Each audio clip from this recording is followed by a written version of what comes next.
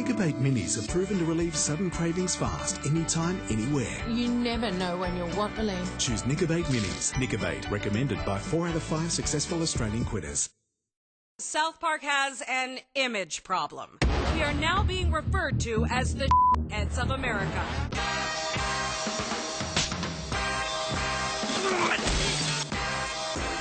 Okay, looking good, Charles. Oh, PC Principal, how are you today? Boy, this is Butter's underwear. And now, oh my gosh, it's got your DNA all over it. What I gotta say to get a piece of that? Na na na na.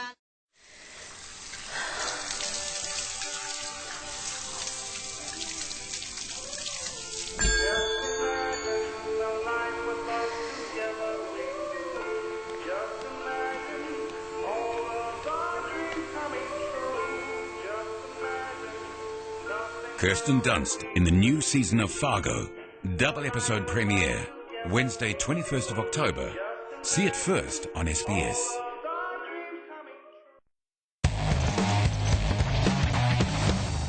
Welcome back. This is The Feed. Now, across Australia, the adoption rate of children in long-term foster care is extremely low. Of all the states, New South Wales has the best record, and it's recently brought in new laws designed to streamline the adoption process. But what exactly are they, and will they have any effect? We have social workers here in agencies trying to work out an adoption system. That does not work. These are challenging issues when you're dealing with young people's lives, but I think all of the states and territories are struggling. The system needs to change. It needs to be simplified somehow.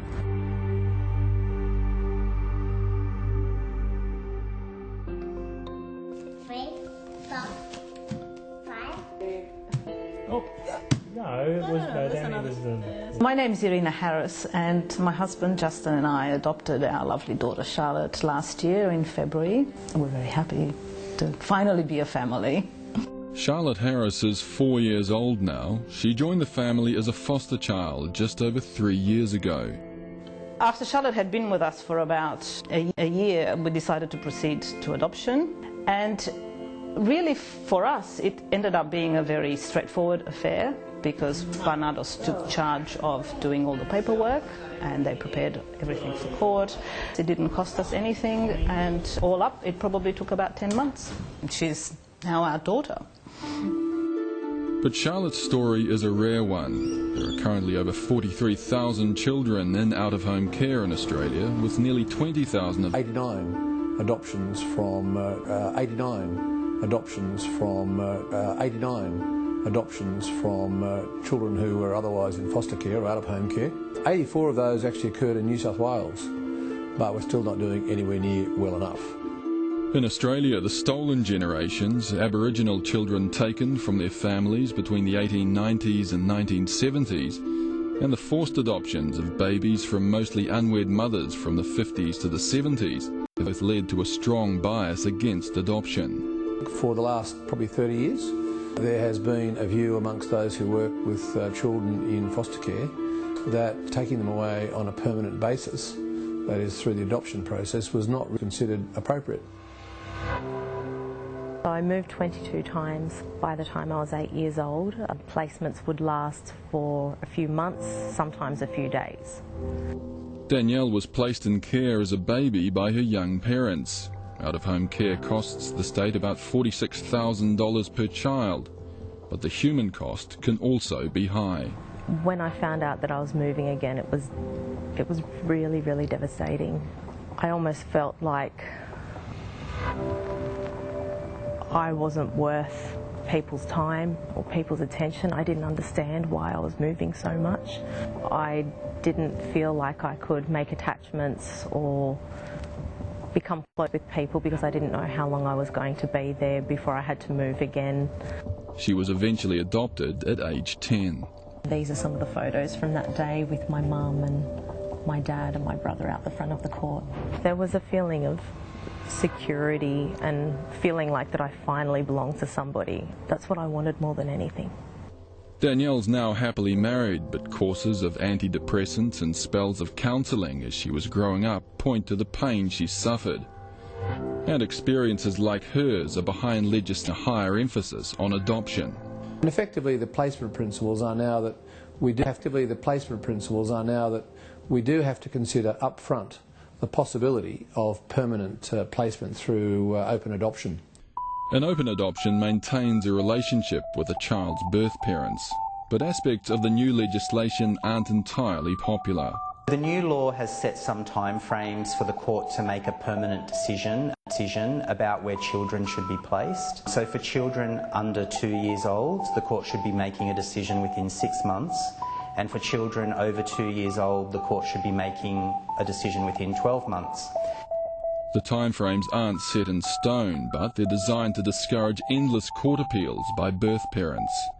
The reason to be concerned about it is those timeframes are firstly quite arbitrary and very short, and particularly for parents who've experienced their own trauma, those timeframes aren't necessarily long enough for those people to seek the support and help that they need to turn their lives around to be able to get their children back. If the court sees that there's a reasonable opportunity for that child to be returned home safely, then that parent would have the opportunity to achieve that in a timely manner.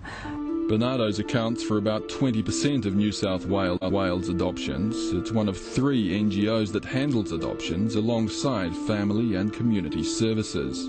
It is really important to decide at some point whether we continue to support parents' rights or we look at children's rights. Children can't afford to wait for long periods of time for their mother or their father to deal with some of their issues.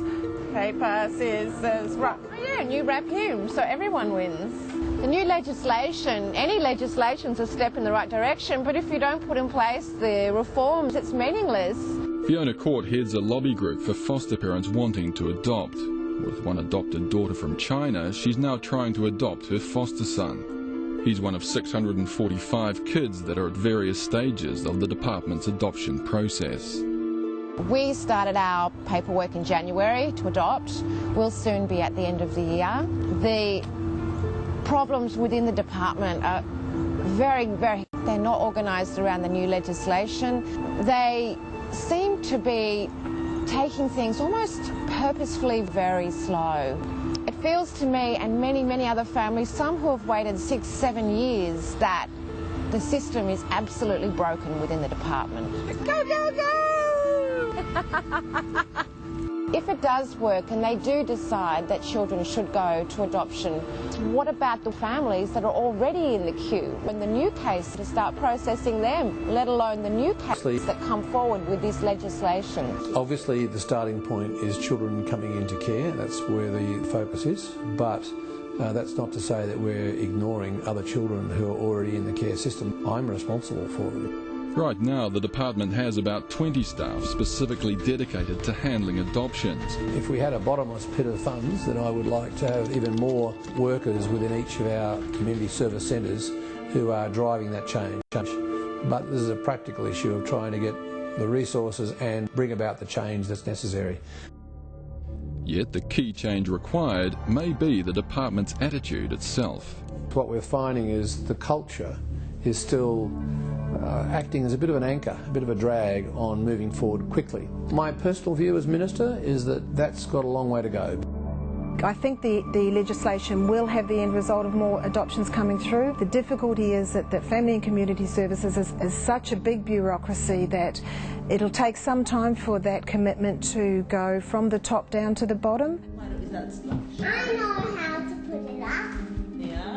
For the past 18 months, the Harris family have known exactly what the difference between fostering